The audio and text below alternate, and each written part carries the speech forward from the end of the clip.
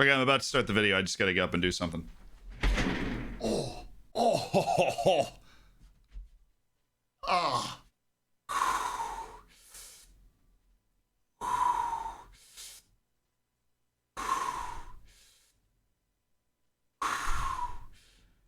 Here's how to keep that from happening to you. Injuries have become a real problem in Football Manager 22. In the beta, they were explosive. There were just injury tabs popping up everywhere. You couldn't even get rid of them, actually. I keep coming back. Anyways, injuries were a really big issue. You'd get injuries for a couple of months just with the snap of your finger. But throughout the course of the save that I'm playing on stream, which of course, if you want to watch, there's the little Zealand playing section down there with a live YouTube channel and a Twitch. You can check that out.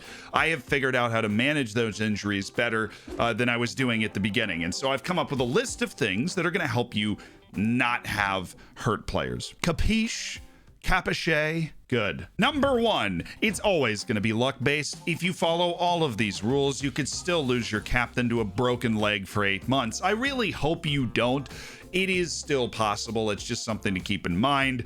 Kind of like youth intakes, it's kind of like getting FM'd. Sometimes there is just nothing you can do. There is a lot of RNG in real life. There is a lot of RNG in Football Manager to replicate that. And so even if you do everything right, there are plenty of injuries that can still happen, but the idea is to try and reduce those injuries that are preventable. And these are often muscle injuries, fatigue related injuries. And to do that, you actually need to hit number 2 on our list, which is play less matches. Look, we're starting with the simple one here. I swear we're gonna get into the really detailed, super fun, explosive. Honestly, that word didn't even belong in the sentence. I just love the fact that I can do that in the editor's eye. Will add an explosion later, right? Explosion!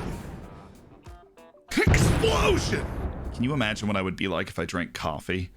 But we will get to the more explosive ways to handle injury issues, whether the word works there or not. The most important one to remember, though, is just play less matches. Very recently, I had a stretch in my actual save where we had to play Salzburg, Horn, St. Poten, and Lofnitz. We had 4 matches in 9 days. You cannot reasonably play a player for 4 matches in 9 days unless you see their natural fitness at something like 18, 19, or maybe even 20 is the only thing I'd trust with that. 4 matches in 9 days just naturally creates a lot of wear and tear, and it makes it more possible for injuries to happen. If you have no idea what I'm talking about, you can just click on the medical center and actually see that after somebody plays a match, they're very high injury risk.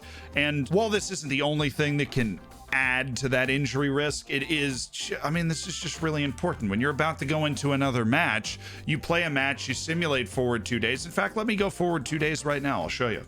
So do you guys come here often? If you do, I might have found something for you that can really help. It's the subscribe button down below this video. If you hit the subscribe button, none of your players will ever get injured again. But in the realm of reality, that will help us continue to make good videos that hopefully help you out. So cool. I really need to come up with a longer subscribe pitch. This is not... I was done too quickly. So we've gone forward 2 days. We've gotten to a 3rd day, which would technically be the day on which we're playing a match. And as you can see, most of my team is actually not fit after having to play a match 3 days ago. You hover over it, you see a high risk of injury, a heavy match load, played 3 matches in the last 14 days, not feeling it. What you might not know, the accumulated wear and tear isn't just represented on this heart. And if you are not very perceptive of colors, this is something you probably would have missed. There are actually different shades. If you can see from here, where if I hover over Guldbauer, his injury risk is low, match load is medium. The pooch has a different color. It's a slightly I want a grayer, yellower green, right? It's not as shiny. You hover over that, he actually still has a high risk of injury, even though the heart is full. And so you accumulate these matches, this wear and tear. Even if the heart is full at the start of the match, you'll notice them getting tired quicker inside of the match itself, and they will obviously get hurt more often. If you run them out at that high risk of injury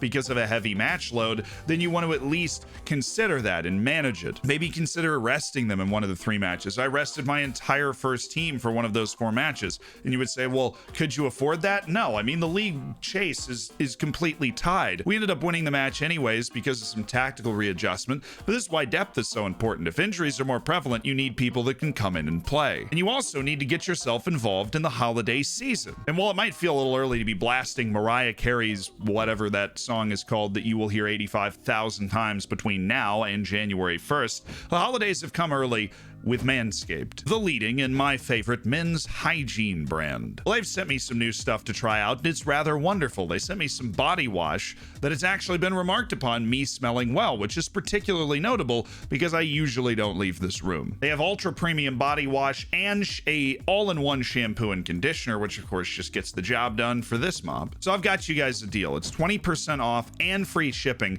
with code Zealand at the link down at the top of the description. You don't have to get the body wash and the shampoo.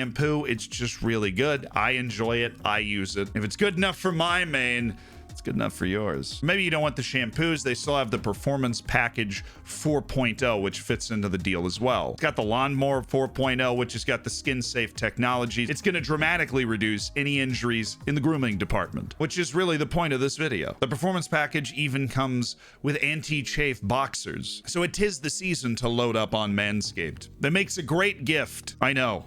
I got it as a gift. So 20% off and free shipping on that gift, code Zealand in the description. And what I've been instructed to read just at the end, I can talk about anything we want in the middle, but they always give me a thing to read at the end, and it's always great. Clean up your nuts and make Santa proud this year. So do that. Also do these other things that are going to help you prevent injuries in Football Manager, which would be next, but also play more matches. Huh? Really? Yes. Yes, me. That is the answer. So playing too many matches and you're gonna get hurt more. But if you don't play enough matches, you're also gonna get hurt. You might have noticed we went into this medical center and we scrolled down and there was some high injury risk of people that hadn't played matches. Even here, Andre Moritz. If you have no match sharpness, you're just as likely to hurt yourself. Not necessarily, but it is an increased injury risk. This can become a real problem if you don't have any reserve or U18 matches to send these guys to, where everybody on your bench is, where's the freaking selection info? Everybody on your bench is going to end up with basically no match sharpness if they're not playing in first team matches. That can make it really dangerous, and especially when somebody comes back from injury, they don't have any match sharpness either, so you're essentially rolling the dice every time you play them or put them in training until they actually get to that level of match sharpness again. My recommendation is to schedule a friendly every week. You don't have to play it. You're going to make a little money because you're hosting the friendly, and you just start all of your backups in the game. If your squad's not big enough for that, then you're just going to have to live with more injuries, which is what I'm living with right now. But it's worth remembering. If you have reserve matches, there is something that where you don't even have to micromanage this, but you go into your match management and it says automatically make unfit first team players available for this team. So when your reserve team is playing those matches, your unfit players will go there. I don't have this ticked. I do it manually because I don't want some player just coming back from injury that I'm going to start anyway. I don't want that person becoming exhausted the day before the Champions League semifinal because we have a U23s match. But you can tick that for the large portion of the season and you'll be fine and all your unfit players will be available. But if you notice this is something that's happening, you might need to schedule the friendlies yourself or go all the way to the bottom and say arrange a friendly if there's no match during the week. You can do that too. Number 3, avoid congested training. All training is not created equal, and I realize I haven't made a training guide in a long time, so you might not know that. But let me show you what I'm talking about. If we go to good old possession training, you're going to get a good look at what the impacts are of this sort of training. You slightly increase your injury risk and slightly reduce your condition. You're like, oh, well, that's fine. What if we do attacking shadow play? Well, you don't increase your injury risk except for the goalkeepers, right? You just slightly reduce your condition. Okay, that's not that bad. What about match practice? You greatly increase your injury risk, you greatly reduce your condition, and you increase your fatigue, which is the separate operating factor that accumulates over the course of the season and doesn't reset as fast as condition. It's when somebody comes to you and says, this player's getting jaded. They've accumulated too much fatigue. Then you look at recovery, and recovery greatly reduces injury risk, more so than rest. But of course, rest torpedoes sharpness and team cohesion, so rest isn't necessarily the best thing either. Creating a wall or two of recoveries is actually going to help get your team back in better shape than resting. But of course, rest greatly reduces fatigue, where this doesn't greatly reduce. You see what I'm saying? There is a balance here, and you have to go and find it. when we went through these congested set of fixtures, I did not do a lot of intense training. We have a recovery, match review, recovery, team bonding, match preview. There is nothing intense there at all so that our players can recover between those matches.